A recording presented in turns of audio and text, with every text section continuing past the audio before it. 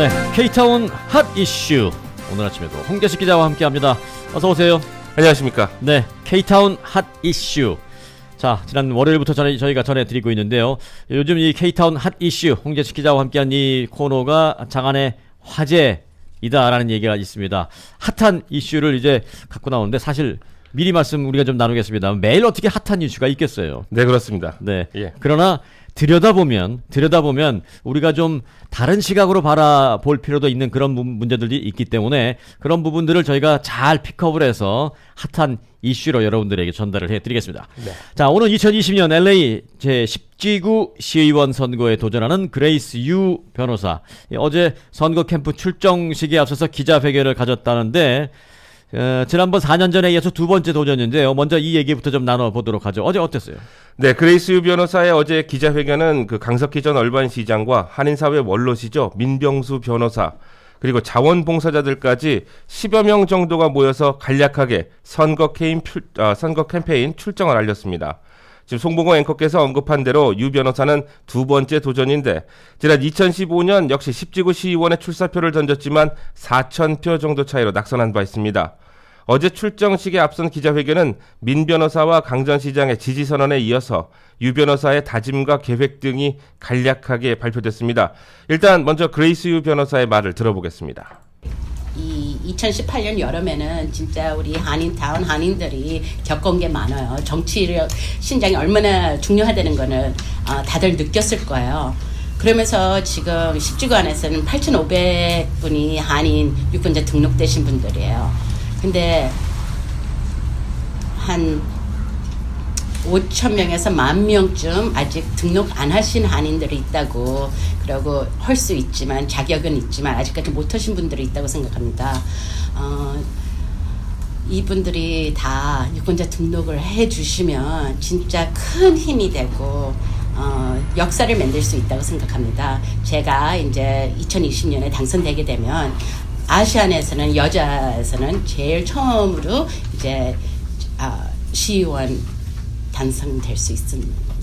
네, 그레이스 유 변호사 얘기를 잠시 들어봤는데 3살 때 미국 온 것 치고는 그래도 한국말 참 잘해요. 네, 많이 늘었습니다. 네, 예. 내용을 쭉 들어보니까 그래도 이 유권자 등록에 대한 얘기를 많이 하던데 이 유권자 등록에 대한 진한 아쉬움이 남는 듯한 그런 어감이에요. 10,000명 정도가 아직도 유권자 등록을 하지 않고 있다는 점은 좀 문제이긴 한데요. 네, 그렇습니다. 잠시 후 다시 말씀드리겠지만 오늘 이 시간을 통해서 우리 위코리아 청취자는 물론 전체 한인 사회가 다시 심각하게 생각해 봐야 할 문제입니다.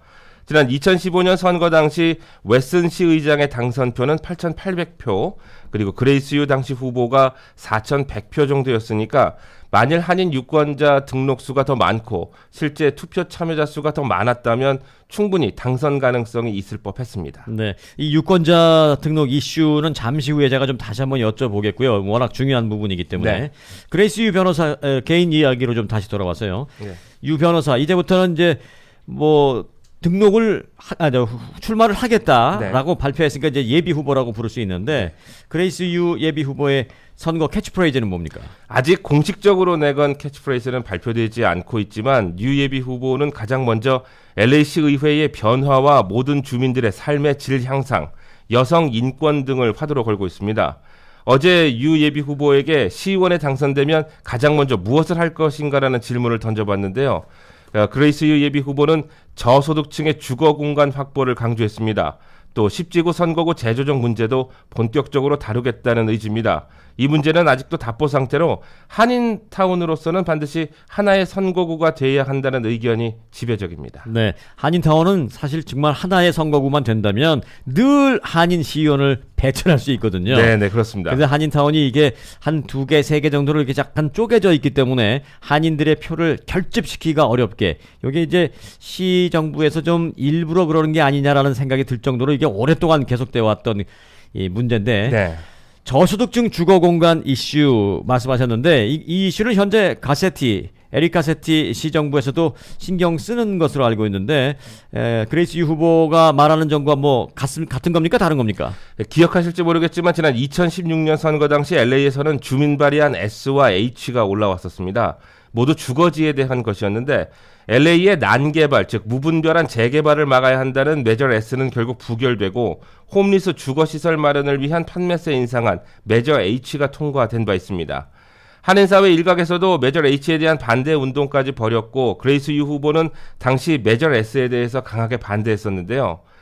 자, 이것이 무슨 상관일까 하겠지만 그레이스 유 후보가 메저 S가 통과되어야만 주거지 문제, 특히 저소득층의 주거지가 그러니까 메저 S가 통과돼야 주거지 문제, 특히 저소득층의 주거지가 보호받을 수 있을 것으로 당시 전망을 했습니다. 결국 부결되면서 주거 비용의 상승을 몰고 오고 있고 메저 H 역시 통과되면서 홈리스 쉘터 문제로까지 번지고 있습니다. 그레이스 유 예비 후보가 말하는 저소득층을 위한 주거 공간 확보는 현재 시정부와 시의회가 난개발까지 포함해서 그동안 보여온 행태에 대한 주민들의 불만, 즉 투명성이 결여되어 있는 행정 속에 주민들의 폭넓은 의견 수렴마저 외면된다는 점 등에 대한 개선과 변화가 있어야 한다는 것을 강조하고 포함하는 것입니다. 다시 말해서 저희 한국 분들의 어휘로 따진다면 적폐청산이 되는 셈인데요. 이제 그 얘기는 시의회와 정부가 그만큼 고인물로 여겨질 만큼 문제가 많다는 것입니다. 네, 이게 뭐 매주 S 나오고 H 나오고 반대했니 지지했니 막 중간에 그런 얘기가 나오니까 네. 뭐 나 무슨 소리 하는 거야 이해가 안 돼 하실 수 있습니다만은 네네. 뭐 이거는 구체적으로 이해하는 거는 추후에 하더라도 네네네. 일단 이 그레이스 유 후보가 그런 여러 가지 과정을 보면 이 홈리스들 그리고 저소득층의 주거 공간 확보를 지지하는데 네네네. 현 시정부와 그리고 시의회가 이 난개발을 그동안 많이 하려고 했었잖아요. 네네네. 이런 거에 대해서는 조금 이제 좀 저지하고 싶어하는 그런 입장이다. 이렇게만 네. 알아놓으면 되겠죠. 네네네. 당시 그 메저 S 자체가 그러니까 도심 상류화라고 하죠. 이게 네. 재개발이 이어지면서 고급 아파트들, 높은 고층 아파트들 주상복합들이 막 들어오면서 네. 주거 비용 자체가 올라가고 결국 그 지대에 살던 중간소득층, 저소득층이 쫓겨나간다는 우려였거든요. 젠트리피케이션. 네, 맞습니다. 젠트리피케이션입니다.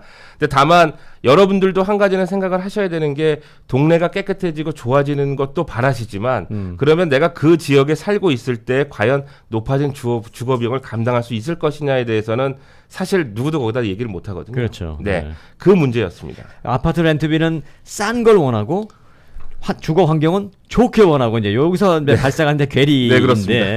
그래서 이제 정치력 이런 것이 이제 필요하다. 지도력, 리더십이 네. 필요하다는 얘기죠. 네네. 그레이스 유 후보 이번에 가장 먼저 후보 등록을 마쳤잖아요. 네. 아직 다른 후보자 등록은 없습니까?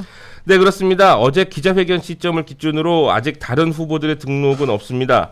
2020년에 허브에슨 시장의 임기 만료가 되감에 따라서 어차피 공석이 되는 10지구 시의원이라 사실 많은 후보들이 출사표를 던질 것으로 예상됩니다. 특히 후보 등록이 내년 11월까지 진행되기 때문에 시간은 넉넉한 편이고요. 어제 기자회견에 참석한 강석희 전 얼바인 시장도 이 점을 짚어냈습니다. 그래서 좀 더 조직적이고 그리고 기초가 좀 튼튼한 한인사회의 지지와 선거운동이 있어야 한다고 강조했습니다. 그렇기 때문에 다른 이들보다 더 서둘러서 선거운동을 시작하는 것이라는 말도 있지 않았는데요. 네. 거기서 잠깐 네. 제가 또 한번 정리를 해보면 네네. 지금 10지구가 네. 허브베스는 이제 임기 제한으로 이제 더 이상 시의원을 못하니까 네. 공석이 됐다. 그래서 네. 많은 후보가 네. 출마할 것으로 보인다. 네. 그 얘기는 공석이기 때문에 많은 후보가 출마한다기보다는 이제 현직 시의원과 현직과 싸우지 않아도 되니까 그렇죠. 많은 사람들이 이제 여기 노리는 거죠. 네, 여기 그렇습니다. 저긴 좀 한번 해볼 만하다. 그렇습니다. 현직하고 이기긴 쉽지가 않으니까. 네, 그렇습니다. 그런데 이제 그레이스 유가 가장 먼저 후보 등록을 했다라는 것은 어떤 면에서는 이 펀드레이징 면에서는 좀 유리할 수도 있겠네요. 아무래도 시간적인 여유가 좀 있고 그래서 그리고 얼굴을 좀 알리고 널리 홍보하는 것도 좀 장점이 있을 것으로 보입니다. 네. 한인 사회에서 먼저 후보 등록해서 펀드레이징을 먼저 한번 휩쓸고 지나가면 그 다음에 이제 나오시는 분들은 나 줬잖아. 지난번에 네. 그 유 후보한테 냈다니까. 네네. 이러면서 이제 그 펀드레이징이 다음 후보들은 좀 어려움을 겪는 경우도 있을 수 있거든요. 네, 그렇습니다. 이 그레이스 유 후보가 정말로 만약에 잘 선거운동을 해서 네. 2020년도에 당선이 된다 되면 할 경우에는 1781년 LA 시의회가 출범한 이래 사상 첫 아시안계 시의원이 되고요. 자, LA 문제 있네요. 예, LA 시의회 출범 이후 이 역사상 지금 아시안 여성이 시의원이 없었다는 거예요. 없었습니다. 이거 그리고 문제 있네요. 10지구 한인 시의원 사상 10지구 한인 시의원에 그러니까 처음 사상 첫 10지구 한인 시의원이 되는 거고요. 네. 그리고 지금 데이빗 류는 4지구죠. 4지구죠. 그리고 데이빗 류에 이어서 사상 두 번째 한인 시의원이라는 역사적 의미까지 갖게 됩니다. 네. 따라서 조금 전에 언급했듯이 이 그레이스 유 예비 후보가 말하는 여성들의 정치력 참여 그리고 여성들의 인권, 지위 향상도 아마도 그레이스 유 예비 후보의 당선과 함께 조금 더 원활해지지 않을까라는 기대감을 갖고 있습니다. 네. 그 펀드 얘기를 좀 해보죠. 선거 비용 만만치 않을 텐데 정식 캠페인 출범 언제부터 하죠? 네, 그레이스 유 예비 후보 측은 10월 10일 그러니까 다음 주 수요일 공식 킥오프와 함께 펀드레이징에 바로 돌입합니다. 네. 캠프 측은 이달 안에 $50,000를 모으겠다는 목표인데요. 10월 10일 오전 당일 사우스베일로 대학에서 시작해서 용수산에서 킥오프 런천 행사와 펀드레이징 그리고 저녁에는 가주마켓 웨스턴사가 가주마켓 루프탑에서 역시 기금 모금 행사를 가질 예정입니다. 또 그레이스 유 예비 후보의 웹사이트도 10월 10일부터 런칭을 하는데 온라인으로도 도네이션이 가능합니다. 네. 예, 이 웹사이트는 graceucd10.com입니다. 그 CD10이라는 게 C가 이제 City Council District을 뜻하는 모양이죠. 맞습니다. 시티 선거구지. 카운슬 디스트릭 그리고 지역구 지구니까. 습지구 예. graceucd10.com. 네, 그렇습니다. 자, 그런데 조금 전에 홍재식 기자는 유권자 등록에 대한 문제를 우리가 좀 심각하게 들여다봐야 한다라고 했죠. 네, 그렇습니다. 이 문제 심각하게 들여다보고 싶으니까 설명해 주세요. 먼저 이 문제에 접근할 때 한인 사회가 생각해야 될 것은 그렇게 오랫동안 외쳐왔던 화두, 네. 즉 정치력 신장에 대해서 다시 한번 접근을 해볼 필요가 있습니다. 네. 그러니까 무조건 한인들의 정계 진출, 또 공직 진출로 대변되던 이 정치력 신장이라는 단어가 이제 한인들의 힘으로 당락을 결정할 수 있는 즉 이 키보팅 파워를 갖춰야 된다는 쪽으로 다시 움직이고 있거든요. 캐스티 모트. 네, 그렇습니다. 이게 참 아이러니한 부분이긴 한데 지난 2010년 인구 센서스를 보면 한인들의 자세나 정서가 그대로 드러나는 부분인데요. 네. 당시 센서스 자료는 이 미국 내 전체 한인의 수를 142만 명으로 집계했는데 네. 한국 외교부는 한국 교회들이나 다른 부분까지 포함을 해서 네. 243만 명으로 집계를 했습니다. 그 미주 한인의 총연합회 이런 데 가면 500만 명이라 그래요. 예, 뭐 300에서 500이라고 하고 뭐 700이라는 네, 저도 잘 모르겠어요. 그래서. 네, 일단 공식적으로는 미국에서는 142, 네. 한국 외교부는 243. 네, 그렇습니다. 이제 2020년에 센서스가 이제 다시 시작이 되긴 하는데요. 근데 이 편차에는 물론 불법 체류자를 감안해야 합니다. 네. 그러니까 자신의 신분이 드러나지 않는 그 정서도 감안해야 하는데 과연 이 차이가 모두 불법 체류자라고 보기는 좀 힘들지 않겠나 싶고요. 네. 그리고 한인들의 규모를 기록하는 그리고 보여주는 과정에 불법 체류자가 아님에도 불구하고 참여를 안 하셨다는 거는 센서스에 잘 이걸 안 써서 네. 안 보내면 누락되죠. 예, 물론 뭐 그 질문 사항들이 좀 많긴 합니다. 네. 근데 이게 본인들이 봤을 때 이게 무심하고 귀찮았다는 점을 다시 한번 상기를 해주셨으면 좋겠습니다. 네. 이게 오늘 이 코너 시작 전에 그레이스 후보의 인터뷰 들으셨지 않습니까? 10지군에 8,500명의 한인 등록자, 한인 유권자 등록 이외에 5천에서 10,000명까지가 등록이 안 돼 있다는 그 팩트가 사실은 한인의 정치력 신장을 지금 여기서 되돌아보지 않으면 앞으로 10년, 20년, 100년이 힘들다는 얘기로 저는 이해를 하는데요. 네. 뭐 바로 뭐 작년인가 재작년에도 우리 로버트 완 후보도 연방 하원에 도전했다 실패했고 그 또 선거를 투표를 보면은 우리 삶에 직접 또 간접적으로 영향을 미치는 시정부나 카운티 또 주정부 또 연방 정부의 정책들에 대해서도 사실 발효된 후에 불만을 토로하는 경우도 많지 않습니까? 네. 또 이와 맞물려 또 하나의 화두는 과연 우리가 그 정도의 투표력을 갖고 있을 때 과연 한인 후보라고 해서 무조건 선택하는 것이 좋은가라는 화두가 또 하나 생깁니다. 네. 만일 한인 사회가 유권자 그레이스유 뽑지 말자는 얘기를 아닙니다. 이거는 잘 보셔야 되는 게 네. 유권자 등록에서 실제 투표율까지 높은 수준을 계속 유지할 경우에는 네.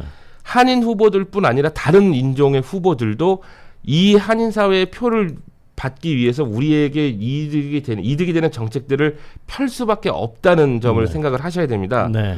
그러니까 지금 현재 캘리포니아에서는 라티노 중심의 정책들이 계속 나오는 거를 살펴보시면 당연히 그거는 네. 이해할 수 있습니다. 그들의 예. 투표 파워가 있죠. 사실 뭐 특정인 얘기해서 뭐합니다만 데이빗 류 후보, 저 의원이 네. 한인 후보긴 합니다만은 뭐 일각에서는 저 친구가 한인 사회 위해서 해준 게 뭐 있어? 오히려 노숙자 쉘터 한인타운에 그렇습니다. 한복판에 넣는다고 할 때 그렇습니다. 지는 알고 있으면서 말도 안 해놓고 그렇습니다. 막 이런 얘기가 나오잖아요. 네. 뭐 그게 사실이라는 전제하에 네. 데이빗 류는 4지구니까 한인 유권자들보다는 흑인과 라티노 유권자가 많으니까 그들에 위한 정책을 쓸 수밖에 없다는 거죠. 네, 그렇습니다. 반대로 말하면 꼭 한인 후보, 한인 시의원이 탄생하지 않아도 누군가 한인 사회를 대변할 수 있게 만들면 된다는 거 아니에요. 네, 그런데 지금까지는 한인 사회의 소위 말하는 인사들이 네, 정치인들에게 헌금은 했으되 네, 그 헌금을 통해서 얻어내는 어떤 킥백이라고 할 수도 있고 또 그 정책들이 자신의 비즈니스에 유리한 것이 한인 사회를 위해서 한 것들은 사실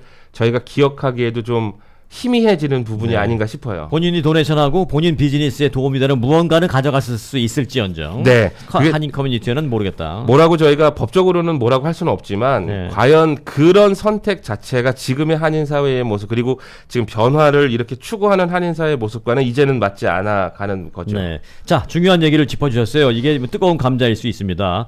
한인 사회라고 해서 반드시 한인 후보를 무조건 찍는 게 과연 옳은 것이냐? 그렇다고 또 뭐 안 찍는 것도 그래요. 네, 그렇죠. 예, 또 어떤 면에서는 한인 사회를 위해서 정책을 낼 수 있는 사람이라면 그 사람을 찍는 게 마땅한 거 아니냐라는 조금은 우리가 생각해 볼 만한 또 호불호 논란이 좀 있을 만한 그런 지적을 해 주셨습니다. 이 부분은 추후에 우리가 좀 더 핫한 네. 이슈를 갖고 우리가 좀 더 길게 시간을 갖고 얘기를 좀 나눠봤으면 네네네. 좋겠고요.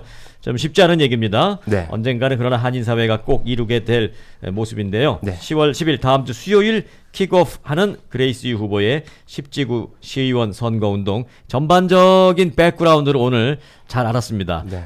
이 백그라운드 알았으니까 추후에 더 자세한 얘기 깊이 들어갈 수 있도록 도와주시기 바라겠습니다. 네, 고맙습니다. 홍재식 기자였습니다.